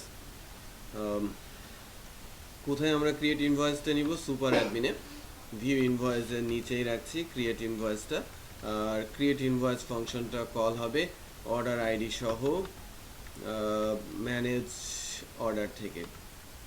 ম্যানেজ অর্ডার থেকে আমরা যখন ক্লিক করব ইনভয়েস ডাউনলোডে, ডাউনলোড ইনভয়েস না হয়ে এটা হবে কি আমার ক্রিয়েট ইনভয়েস, আর অর্ডার আইডিটা আমি পাস করে দিচ্ছি। ওকে, তো সুপার অ্যাডমিনে এসে ক্রিয়েট ইনভয়েস ফাংশনটাতে অর্ডার আইডি দিচ্ছি আমি। Order select order by order ID এ ধরনের একটা ফাংশন আমরা কিছুক্ষণ আগে লিখলাম না, select order by ID. So ফাংশনটা কিছুটা চেঞ্জ আছে। প্রথমে আমরা যেটা তুলে আনলাম সেটা হচ্ছে select order by ID, order info নিলাম, তারপরে কাস্টমার আইডি শিপিং আইডি নিয়ে কাস্টমার ইনফরমেশন এবং শিপিং ইনফরমেশন আমরা বের করে নিয়ে আসলাম, এবং অর্ডার ডিটেলস ইনফরমেশন আমরা নিয়ে আসলাম। তাহলে কি কি হলো? এই যে customer information, order shipping information এবং অর্ডার ডিটেলস ইনফরমেশন আমরা পেলাম। এরপরে যেটা করার আর কি সেটা হচ্ছে আমি লাইব্রেরিটা লোড করলাম। লাইব্রেরিটার নাম কি? ডোম পিডিএফ লাইব্রেরি। এই লাইব্রেরিটা কি আমরা ওই হেল্পারের মধ্যে রেখে দিয়েছি না, ডোম পিডিএফ হেল্পার। এখন আমার যে পেজটাকে পিডিএফ হিসাবে তৈরি করবে সেই পেজটা কোথায় আছে? আমার পেজটা আছে অ্যাডমিন প্যানেল, কি নামে আছে? ইনভয়েস, ইনভয়েস নামে। তার ভেতরে আমি ডাটাটা পাস করেছি, তার মানে সে ওই আমাদের ইনভয়েস যেভাবে ক্রিয়েট করা সেটা ক্রিয়েট করে ফেললো। এরপর এই ভিউ ফাইলটাকে আমি বলছি PDF create function. PDF create ফাংশনটা কোথায় আছে? এই ডোম পিডিএফ এর মধ্যে আছে না? হ্যাঁ, ডোম পিডিএফ এর মধ্যে আছে। সো ডোম পিডিএফ, এই ডোম পিডিএফটা কোথায় আছে অ্যাকচুয়ালি? এই হেল্পারের মধ্যে, এই যে পিডিএফ হেল্পার, এই পিডিএফ ক্রিয়েট ফাংশনটা কল করেছি। সো পিডিএফ ক্রিয়েট ফাংশনটা এর ভেতর থেকে রিকল করেছে ডোম পিডিএফ এর ডোম পিডিএফ কনফিগ। সো ডোম পিডিএফ এর ডোম পিডিএফ কনফিগ ফাইলটাকে ডোম পিডিএফ আন্ডারস্কোর কনফিগ, এই ফাইলটা ইন্টারনালি ইউজ হতে হতে প্রচুর রিসোর্স এর ভেতরে কিন্তু ইউজ করেছে। সো আমরা এর ভেতরে আর যাচ্ছি না, বাট একটা পিডিএফ ক্রিয়েট করার জন্য যা যা দরকার সে একটা রেন্ডারিং করে একটা ফাইল নেম জেনারেট করে ডট পিডিএফ এক্সটেনশন দিয়ে আউটপুট রিটার্ন করবে আমার কাছে। সো সুপার অ্যাডমিন থেকে যখনই একটা পিডিএফ ক্রিয়েট হবে, ফাইল নেমের মধ্যে পিডিএফ ফাইলটা চলে আসবে, আর আমি যখন ওই ফাইলটাকে ইকো করে দেবো সে অটোমেটিক ডাউনলোড হয়ে যাবে। ওকে, সো সেটা হচ্ছে কিনা সেটা আমরা একটু টেস্ট করি। সো এখন যখনই আমরা ম্যানেজ অর্ডারে যাব, এবং ম্যানেজ অর্ডারে গিয়ে আমি এই অর্ডারটারই পিডিএফ দেখতে চাইবো। অ্যাডমিন প্যানেল ইনভয়েস নামে কিছু পাচ্ছে না।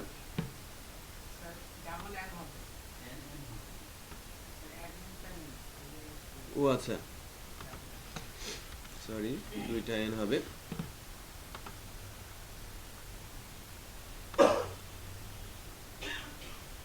তো পিডিএফটা ক্রিয়েট করতে যাচ্ছি।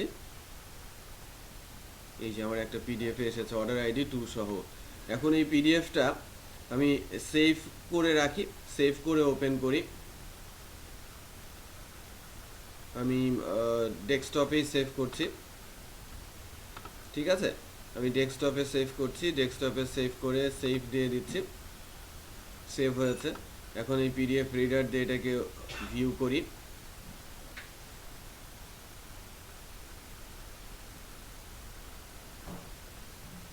ভিউ হয় না কেন?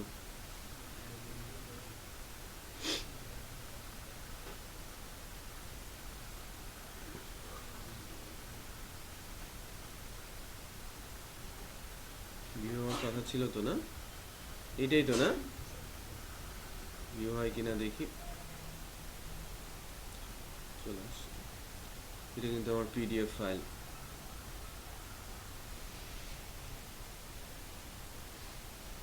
বুঝতে পারছেন যে টোটাল ইনফরমেশনগুলো এখানে চলে আসছে। সো আমরা পিডিএফ জেনারেট হচ্ছে কার মাধ্যমে? একটা লাইব্রেরির মাধ্যমে। ওকে, সো পিডিএফ জেনারেশনের জন্য আমরা যখন একটা থার্ড পার্টি ইউজ করেছি, এর জন্য কিন্তু আমাকে ব্যাপক কোড লিখতে হলো না একটা কিছু পিডিএফ জেনারেট করার জন্য। পিডিএফ যখন জেনারেট হয়েছে তখন কিন্তু এটাকে আমরা খুব সহজেই পিডিএফ ফাইল প্রিন্ট করাটা সবচেয়ে সেফ। সো আমি পিডিএফটাকে এই যে কন্ট্রোল পি না কি যেন দিতে হয় প্রিন্টের জন্য, কন্ট্রোল পি, এই যে অ্যাডোব পিডিএফ অথবা আপনার এই প্রিন্টারে দিয়ে দিলেই সেটাকে প্রিন্ট করে দেবে। দরকার নেই, ওই ডোম পিডিএফ এর মধ্যেই আছে সব, অটোমেটিক আমাকে ডাউনলোড করে দিচ্ছে। অন্যান্য ফাইলের জন্য ফাইল লাইব্রেরি পিএসপিতে ক্লাস আছে, প্রবাবলি দেখতে হবে। পিএসপি 7 এ নতুন ক্লাসে এসেছে। সো একটা পিডিএফ ফাইল কিভাবে জেনারেট হচ্ছে সেটাও কিন্তু আমরা দেখলাম, তাই না? অর্ডার ম্যানেজমেন্টের জন্য।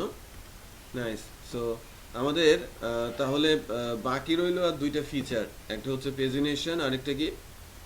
Graphical chart. So graphical chart নিয়ে কিছু কথাবার্তা আজকেই বলবো, আর পেজিনেশনটা নেক্সট ক্লাসে দেখাবো, এবং নেক্সট ডেতে গ্রাফিক্যাল প্রেজেন্টেশনটাও দেখাবো, রিপ্রেজেন্টেশনটা। আর নেক্সট ডেতে কিছু সময় রাখতে হবে গান শোনার জন্য।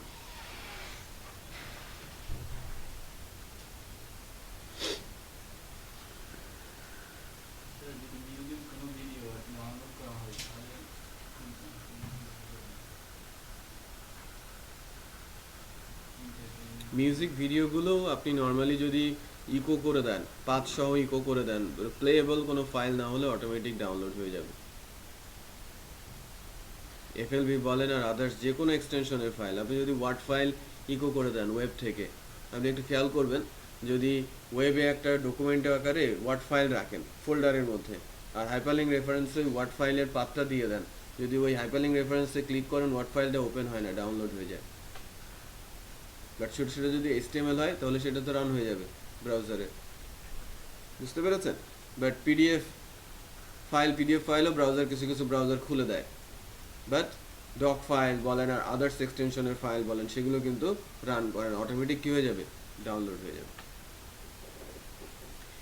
আচ্ছা, সো লিপ চার্ট বলে একটা ফাইল আছে, আমি সেন্ড করছি আর কি লিপ চার্ট ফাইলটা। লিপ চার্টের ফাইলটা আমি সেন্ড করছি। আপনারা লিপ চার্টটাকে একটু দেখেন, তারপর আমি লিপ চার্টের উপরে কিছু কথাবার্তা বলবো। লিপ চার্ট 1.3 হাসানকে দিয়েছি, একটু দেখেন, শেয়ার করে দেন।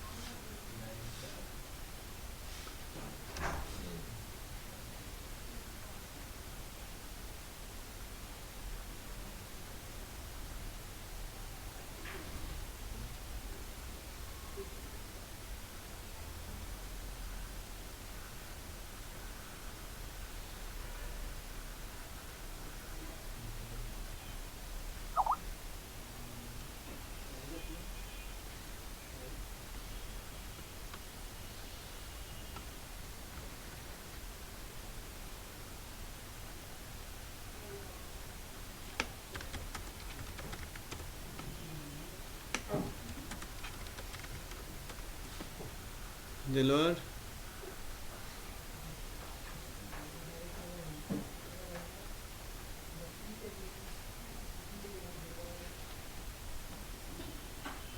বাসায় যাও তো একটু। ওই ম্যাডাম একটা জিনিস পাঠাবো, ওটা নিয়ে আসো।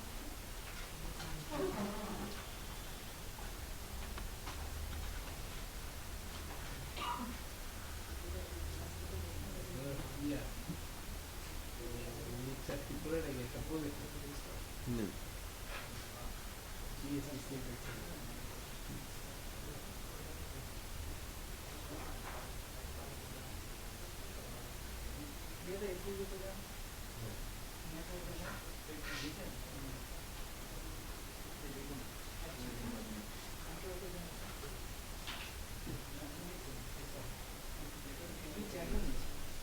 জান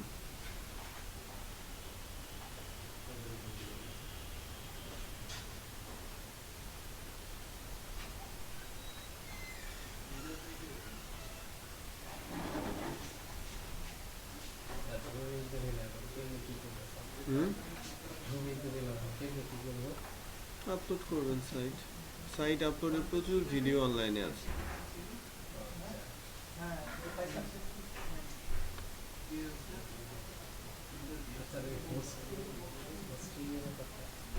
সেটাই তো, হোস্টিংয়েই তো ফাইল আপলোড করবেন। ডোমেনের সাথে হোস্টিংয়ের কানেকশন হয়ে গেছে, আপনাকে শুধু এখন ফাইল আপলোড করতে হবে।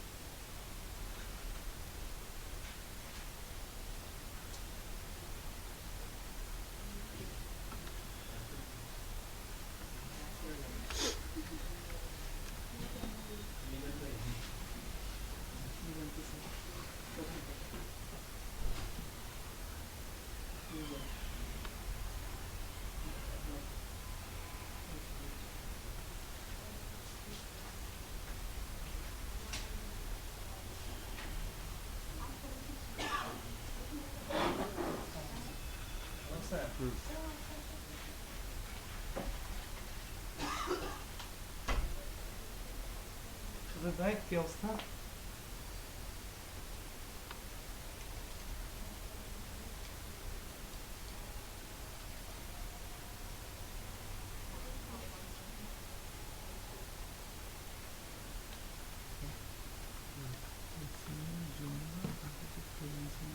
नहीं फ्रीलांसिंग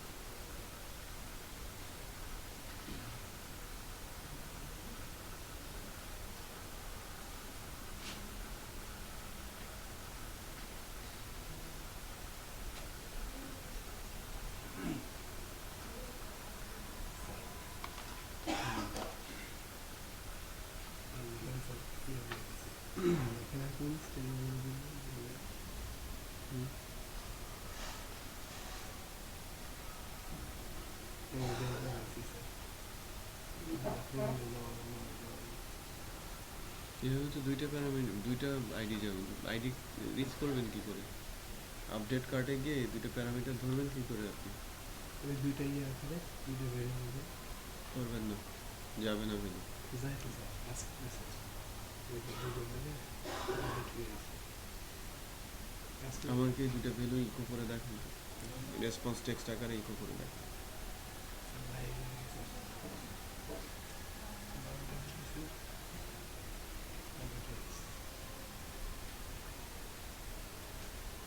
দুটো ভ্যালু ইকো করে দেখেন, এটা আদৌ আপডেট হচ্ছে কিনা একটা ভ্যালুর জন্য হতে পারে।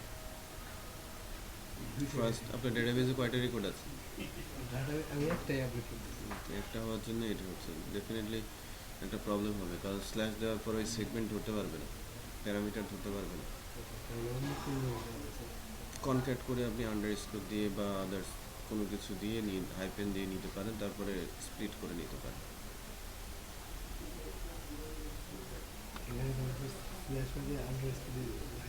স্ল্যাশ দিলে ডাটা যাবে না।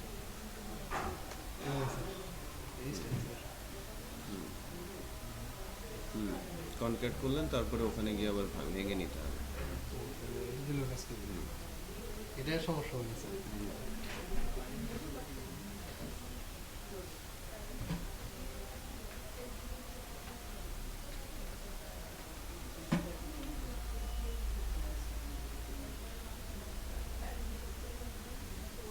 একাধিক ডাটা নিয়ে যাচ্ছে, এভাবে একাধিক ডাটা নিয়ে যাচ্ছে।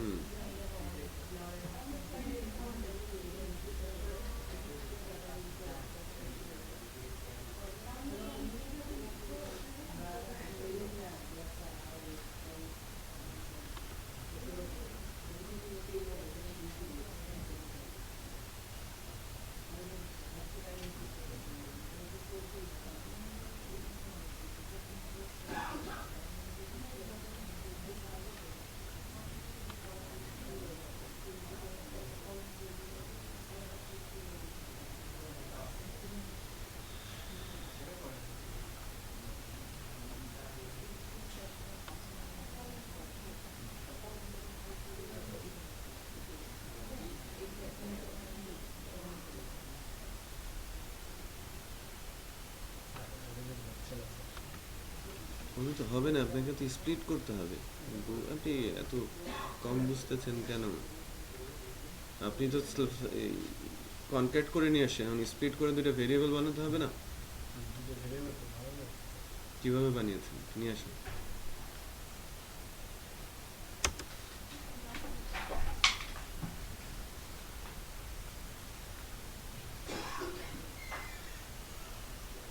কিভাবে পাবে? আপনি তো কনক্যাট করে পাঠিয়েছেন, এভাবে ডিরেক্ট ভেরিয়েবল পাবে?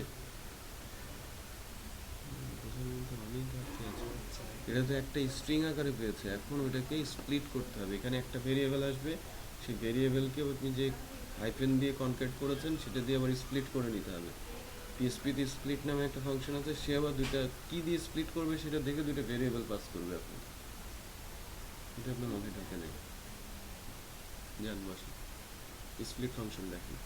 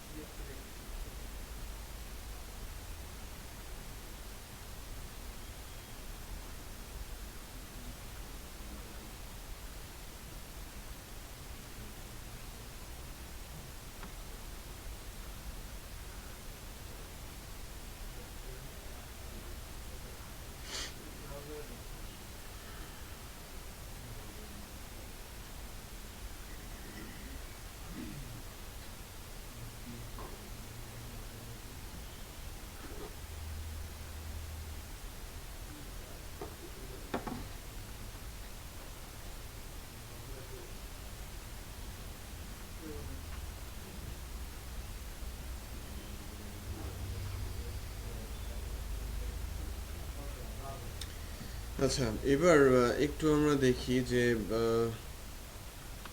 লিপ চার্টের যে বিষয়টা, এটা ডাইনামিকনেস বা ডাইনামিক করে আমরা ইউজ করব আমাদের প্রজেক্টের মধ্যে, বাট তার আগে লিপ চার্টটা কিভাবে কাজ করে, বিষয়টা কি।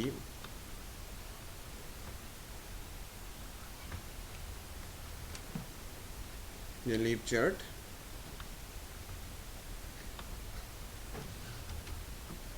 Local host,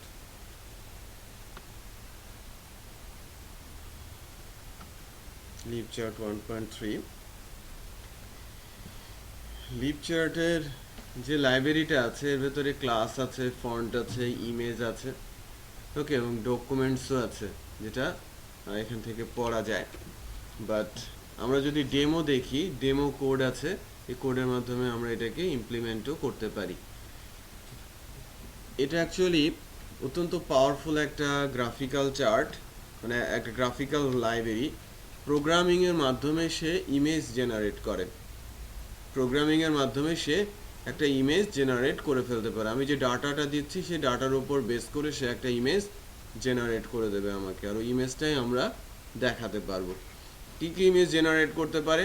direct PNG output করতে পারে সে, horizontal bar chart, line chart, multiple horizontal bar chart, multiple line chart, multiple vertical bar chart, pie chart colour test, pie chart test, আর ভার্টিক্যাল বার চার্ট।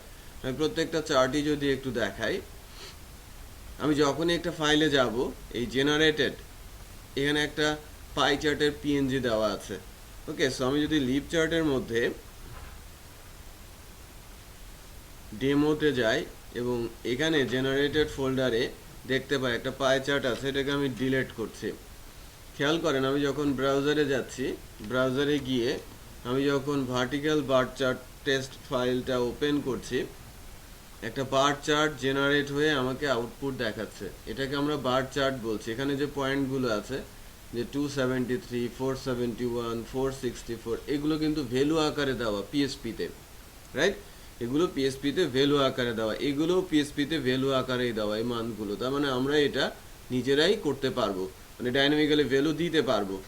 এখন একটা জিনিস খেয়াল করেন, এখানে এই ডেমো 1 নামে একটা ফাইল কিন্তু জেনারেট হয়েছে অলরেডি, জেনারেটেড। এর মধ্যে কিন্তু আমি জেনারেটেড ফোল্ডার থেকে রিমুভ করে দিয়েছিলাম, একটা ইমেজ জেনারেট হয়ে গেছে না? তার মানে ওই ফাইলটা রান করার সাথে সাথে আমার ইমেজটা জেনারেট হয়েছে, আর জেনারেটেড ইমেজটা আমাকে দেখাচ্ছে। এখন যদি আমি পাইচার্ট টেস্টে যাই এবং পাইচার্টটাকে রান করাই, আমি আমার পাইচার্টের আউটপুট কিন্তু দেখতে পাচ্ছি। সিমিলারভাবে আবার এখানে কিন্তু পাইচার্টের ইমেজটাও জেনারেট হয়ে গেছে। এখন আমরা যদি কোড লেভেল দেখেন, মোজিলা 80, কনকিউরো 75, অপেরা 50, এরকম ভ্যালু দেওয়া আছে। আমি যদি কোনো একটা জায়গায় যে ডেমোতে গিয়ে এই পাই চার্টের এই ফাইলটাতে যদি এডিট মোডে নিয়ে আসি, এডিট মোডে এনে এখানে দেখেন 3টা পয়েন্ট অ্যাড করা আছে, 80, 75 আর কত 50। সো মোজিলা আমি এটাকে যদি বলি 180, আর এখানে ভ্যালুটাও যদি দিয়ে দেই 180, এবং এই ফাইলটাকে সেভ করে, ফাইলটাকে কিন্তু আমি সেভ করেছি, ফাইলটাকে সেভ করে যখন আমি এখানে রিলোড দিব, অটোমেটিক কী হবে, ভ্যালু চেঞ্জ হয়ে গেছে। খেয়াল করেছেন, মোজিলা 180 এবং কালারও চেঞ্জ হয়ে ইমেজটাকে চেঞ্জ করে ফেলেছে। সঙ্গে সঙ্গে আমার এই ফোল্ডারের ভেতরের ইমেজটাও কিন্তু চেঞ্জ হয়ে গেছে। তার মানে এটা ভ্যালুর ওপর বেস করে সে ইমেজ জেনারেট করছে আর ইমেজটাকে পরবর্তীতে ডিসপ্লে করছে। সো এই লাইব্রেরিটা এত বেশি পাওয়ারফুল যে আমি যে ধরনের গ্রাফ চাচ্ছি সেই অনুযায়ী যদি আমি ভ্যালু তাকে পাস করতে পারি, তাহলে সে আমাকে ডাইনামিক্যালি ইমেজ গ্রাফ রেডি করে আমাকে ইমেজ আকারে সেটা রিটার্ন করে দেবে। ওকে, নেন, ঠিক আছে, ইমেজ আকারে সেটাকে সে রিটার্ন করে দেবে।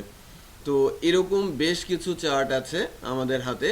আমাদের প্রয়োজনীয় চার্টগুলো আমরা আমাদের প্রজেক্টের প্রয়োজনে, যে কোনো সময় যে কোনো প্রজেক্টের প্রয়োজনে সেটাকে আমরা ইউজ করতে পারি। সো এটা কালার চার্ট আর কি, পাওয়ার্ড বাই লিপ চার্ট। আবার এটাকে বলা হচ্ছে হরাইজন্টাল বা মাল্টিপল বার চার্ট। মানে আমরা যখন রেশিও অনুযায়ী দেখাই, লাইক মেল ফিমেল ধরে আমি দেখাচ্ছি যে এই বছরের জন্য মেল ফিমেল রেশিওটা কি, এটা কি, ওটা কি, সব কিছু এখান থেকে দেখা যাবে।